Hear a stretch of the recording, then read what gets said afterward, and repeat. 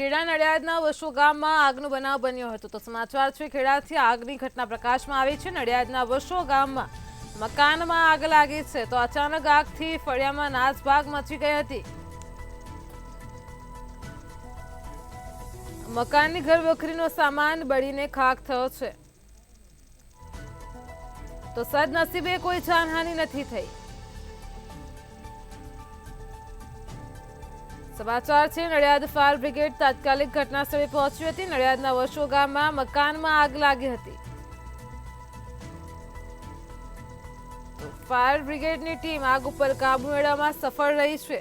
અચાનક આગથી ફળિયામાં નાસભાગ મચી ગઈ હતી. સદનસીબે કોઈ જાનહાનિ નથી થઈ, પરંતુ મકાનની ઘરવખરીનો સામાન બળીને ખાખ થયો છે.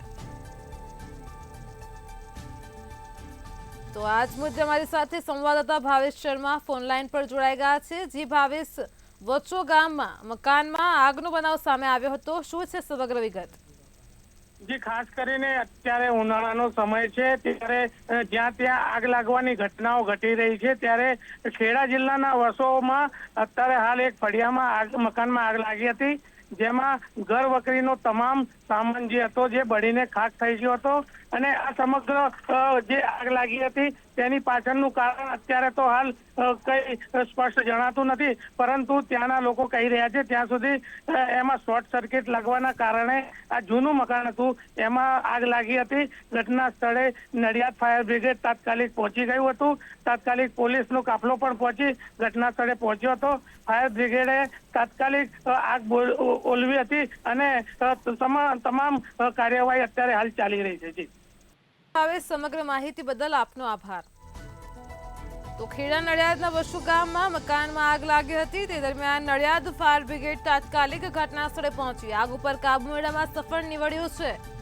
સદનસીબે આગની ઘટનામાં કોઈ જાનહાનિ નથી થઈ. અચાનક આગથી ફળિયામાં નાસભાગ મચી ગઈ હતી અને મકાનની ઘરવખરીનો સામાન બળીને ખાખ થયો છે. તો ખેડાના નડિયાદમાં વસો ગામની ઘટના છે. મકાનમાં આગ લાગતા જ આસપાસના વિસ્તારમાં અફરાતફરીનો માહોલ જોવા મળ્યો હતો. નાસભાગ શરૂ થઈ ગઈ હતી. સદનસીબે ઘટનામાં કોઈ જાનહાનિ નથી થઈ.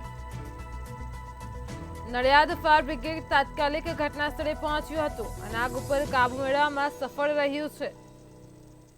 તો આગ લાગવાનું કારણ હજુ અકબંધ છે. ખેડા નડિયાદના વસો ગામમાં મકાનમાં આગ લાગી હતી. મકાનની ઘરવખરીનો સામાન બળીને ખાખ થયો છે. તો નડિયાદ ફાયર બ્રિગેડ તાત્કાલિક ઘટના સ્થળે પહોંચ્યું હતું.